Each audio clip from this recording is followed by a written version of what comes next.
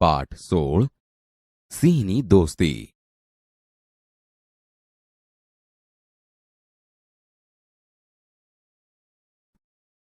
બાળ દોસ્તો, તમે મને ઓળખો છો ને? હું ગીરના જંગલનું એક હરણ છું. આમ તો અમારી સિંહની સાથે ક્યારેય દોસ્તી હોતી નથી. સિંહો હંમેશા અમારો શિકાર કરતા હોય છે, પરંતુ આજે હું આપને સિંહ અને માણસની દોસ્તી અને વફાદારીની અદ્ભુત કથા કહીશ. ચાલો ત્યારે આ કથા માણવા તૈયાર થઈ જાઓ. ગીરના જંગલને અડીને જૂનાગઢથી આશરે 25 ગાંવ દૂર અને સાસણગીરથી આશરે 6 ગાંવ દૂર મોટી મોણપરી નામનું એક ગામ આવેલું છે. ગામના પાદરમાંથી એક મોટી નદી વહી જાય છે. નદીને કાંઠે 2 માથોડા ઊંચી ભેખડો છે. નદીના વાંસજાળ પાણીમાં મગર શેલારા મારે છે.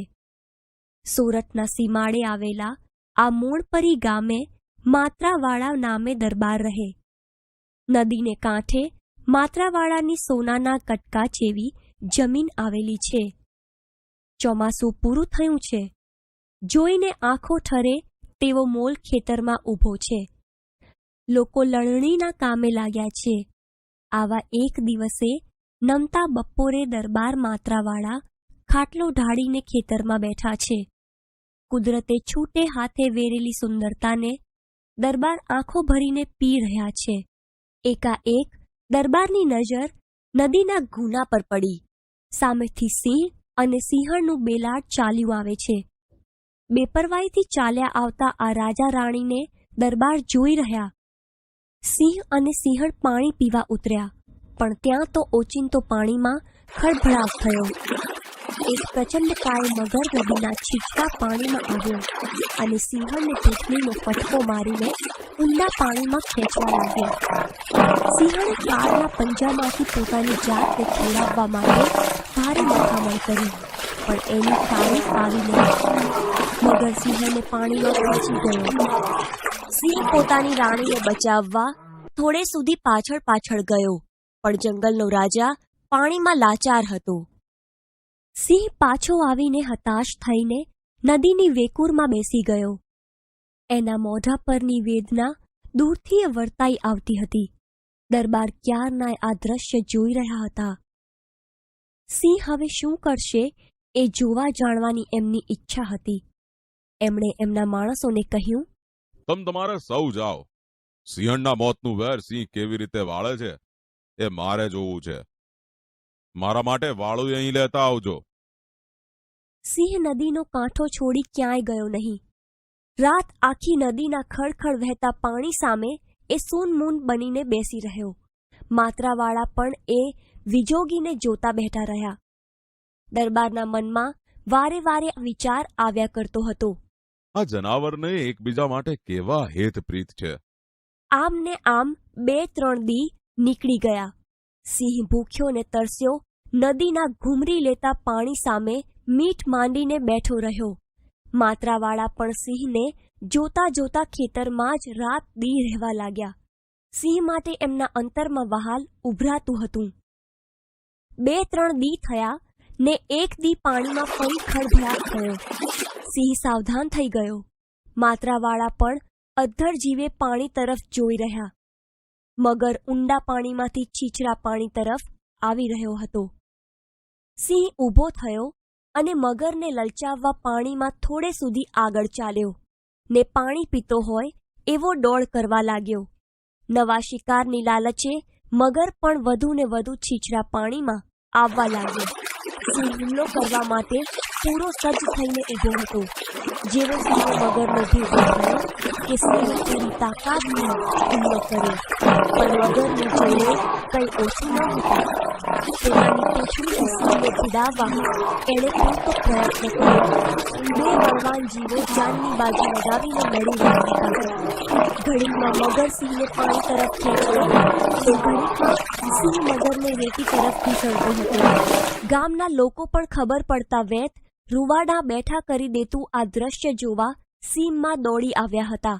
દરબારના ખાટલાની આસપાસ ગોઠવાઈને સૌ અદ્ધર શ્વાસે સિંહ અને મગરનું યુદ્ધ જોતા હતા.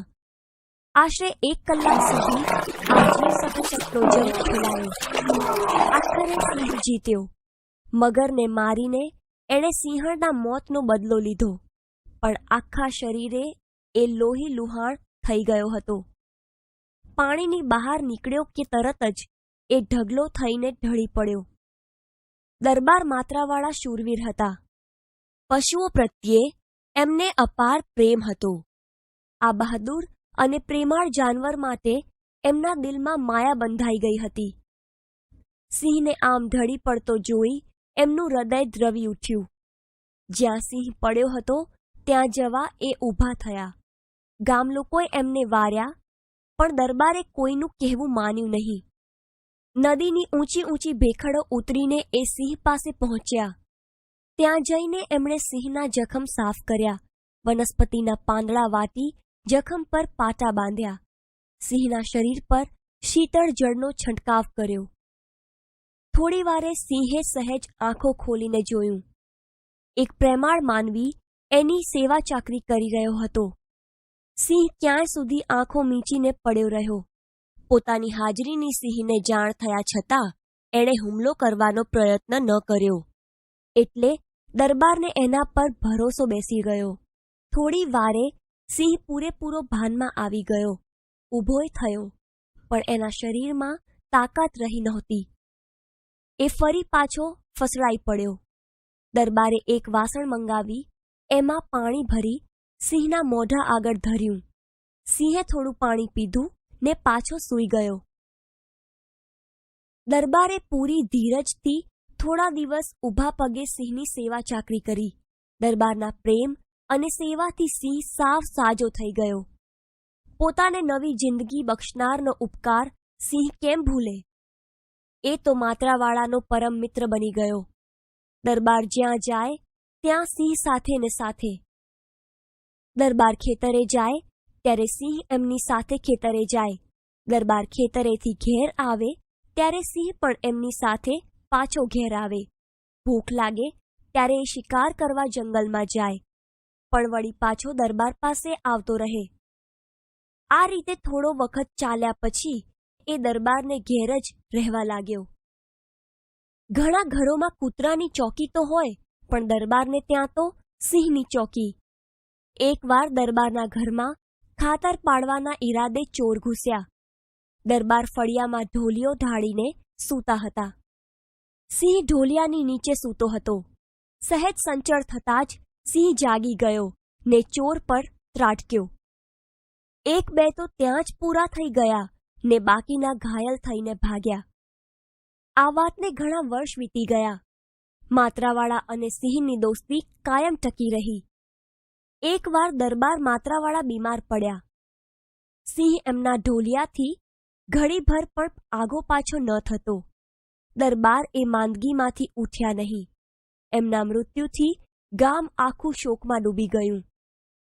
સૌ તો પોતાની વેદના વાણી દ્વારા રજૂ કરી શકતા હતા, પણ સિંહ પોતાના જીવનદાતાના મૃત્યુનો વસમો આઘાત અંતરમાં જ વેઠી રહ્યો હતો.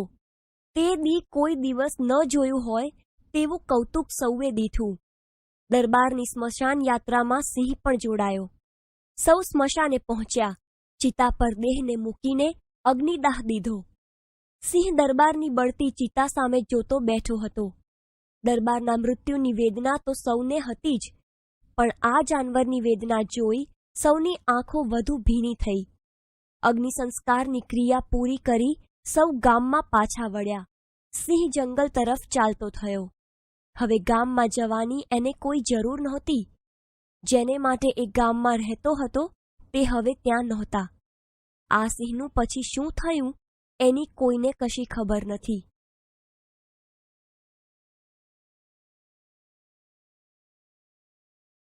ભાષા સજ્જતા. બાળ દોસ્તો, અગાઉના એકમોમાં આપણે વિધાન વાક્ય વિશે શીખી ગયા છીએ. આજે આપણે પ્રશ્ન વાક્ય અને ઉદ્ગાર વાક્ય વિશે જાણકારી મેળવીએ. જુઓ, સૌપ્રથમ આપણે પ્રશ્ન વાક્ય વિશે જાણકારી મેળવીએ. અહીં આપેલા વાક્યો ધ્યાનથી વાંચો. પહેલું વાક્ય છે, નિજનું શું પરિણામ આવ્યું? બીજું વાક્ય છે કાનન મુંબઈ ક્યારે જશે? ત્રીજું વાક્ય છે તને કાલે કોણ મળવા આવ્યું હતું? બાળ દોસ્તો, અહીં આપેલા વાક્યોમાં તમે જોશો કે હકીકત કે ઘટના વિશે પ્રશ્ન કરવામાં આવ્યો છે.